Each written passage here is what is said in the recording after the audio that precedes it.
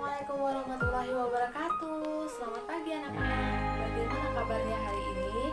Semoga kalian sehat dan tetap semangat untuk mengikuti pembelajaran jarak jauh dari rumah ya. Baik, bertemu lagi bersama saya dengan Ibu Rinadi Mustika atau yang akrab dipanggil Ibu Anggi, yang akan menemani kalian untuk belajar bersama di rumah, yaitu mata pelajaran PPKN. Untuk mengawali, mari kita bersama-sama membaca basmalah. Bismillahirrahmanirrahim. Hari ini ada yang belum bisa menyimak video karena sakit? Jika ada yang kurang enak badan, silahkan langsung menghubungi gurunya ya. Dan mari sama-sama kita berdoa agar yang sedang sakit atau tidak enak badan diberikan kesabaran dan disegerakan sembuhnya untuk dapat bergabung bersama-sama. Baik, langsung saja kita mulai pada pembahasan memahami kedudukan dan fungsi Pancasila. Menjalankan perintah Tuhan Yang Maha Esa merupakan salah satu bentuk menghargai dan mengamalkan Pancasila, yaitu pada sila pertama. Kita masuk pada arti kedudukan dan fungsi Pancasila. Para pendiri negara Republik Indonesia pada tanggal 18 Agustus 1945 menyepakati bahwa dasar negara adalah Pancasila. Istilah Pancasila itu sendiri menurut Darji Darmodihardjo SH sudah dikenal dari sejak zaman Majapahit pada abad ke-14. Terdapat dalam buku Negara Kertagama, dalam karangannya Empu Prapanca, dan dalam buku Sutasoma karangan Empu Tantular.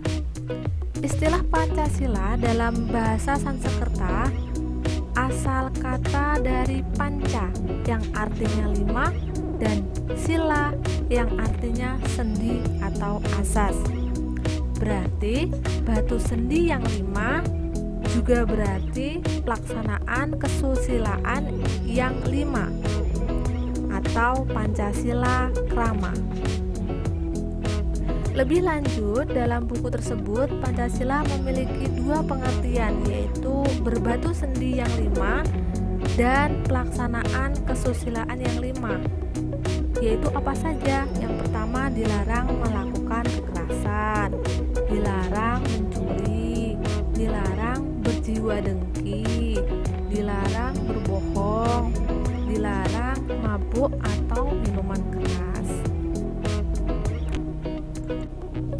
Istilah Pancasila dalam kehidupan kenegaraan dikenalkan pertama kali oleh Insinyur Soekarno dalam sidangnya BPUPKI pada tanggal 1 Juni 1945. Menurut Insinyur Soekarno, Pancasila adalah isi jiwa bangsa Indonesia yang turun-temurun sekian abad lamanya terpendam bisu oleh kebudayaan Barat. Dengan demikian, Pancasila tidak saja hanya falsafah negara, tetapi lebih luas lagi, yaitu falsafah bangsa Indonesia. Muhammad Yamin menjelaskan bahwa Pancasila berasal dari kata panca yang berarti 5 dan sila yang berarti sendi, atas, dasar, atau peraturan tingkah laku yang penting dan baik. Dengan demikian, Pancasila merupakan 5 dasar yang berisi pedoman atau aturan tingkah laku yang penting dan baik. Pancasila sejak tanggal 18 Agustus 1945 ditetapkan sebagai dasar negara sebagaimana tertuang dalam alinea keempat pembukaan Undang-Undang Dasar Negara Republik Indonesia tahun 1945. Secara umum, fungsi dan penerapan Pancasila menurut TAP MPR nomor 3 MPR tahun 2000 tentang sumber hukum nasional dan tata urutan perundang-undangan dinyatakan bahwa Pancasila berfungsi sebagai dasar negara. Hal ini mengandung maksud bahwa Pancasila itu digunakan sebagai dasar untuk mengatur penyelenggaraan ketatanegaraan negara yang meliputi bidang ideologi, politik, ekonomi, sosial, budaya, kemudian pertahanan dan peranan Pancasila sebelumnya telah kita kenal sebagai yang pertama, Pancasila sebagai jiwa bangsa Indonesia. Nah, ini berarti setiap bangsa dan negara tentu memiliki jiwa. Hal ini Pancasila menjadi jiwa bangsa Indonesia. Pancasila sendiri telah ada sejak bangsa Indonesia lahir, yaitu sejak proklamasi kemerdekaan. Yang ketiga, Pancasila sebagai sumber dari segala sumber hukum. Artinya, semua hukum harus tunduk dan bersumber dari Pancasila. Setiap hukum tidak boleh bertentangan dengan Pancasila. Setiap sila Pancasila merupakan nilai dasar, sedangkan hukum adalah nilai instrumental atau penjabaran dari nilai dasar tersebut. Yang keempat, Pancasila sebagai perjanjian luhur, yang artinya Pancasila merupakan hasil perjanjian bersama rakyat, yaitu disepakati pada saat sidang PPKI, yaitu tanggal 18 Agustus 1945. Yang kelima, Pancasila sebagai cita-cita dan tujuan bangsa Indonesia. Hal ini berfungsi untuk menciptakan masyarakat yang adil dan makmur.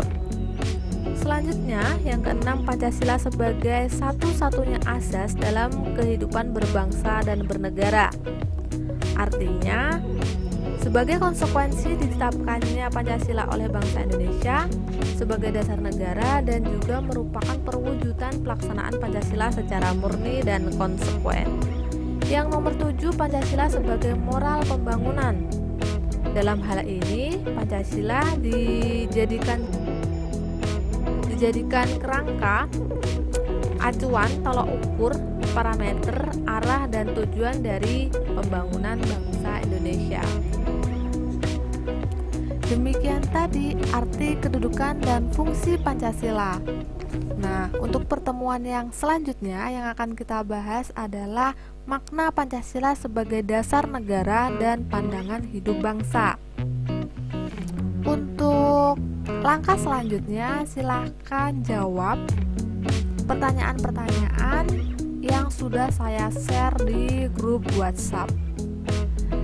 Untuk pertemuan kali ini sudah dulu ya, tetap jaga kesehatan, jaga semangat belajarnya, jangan sampai malas-malasan, tetap patuhi protokol kesehatan. Ihdinas syiratal mustaqim. Wassalamualaikum warahmatullahi wabarakatuh.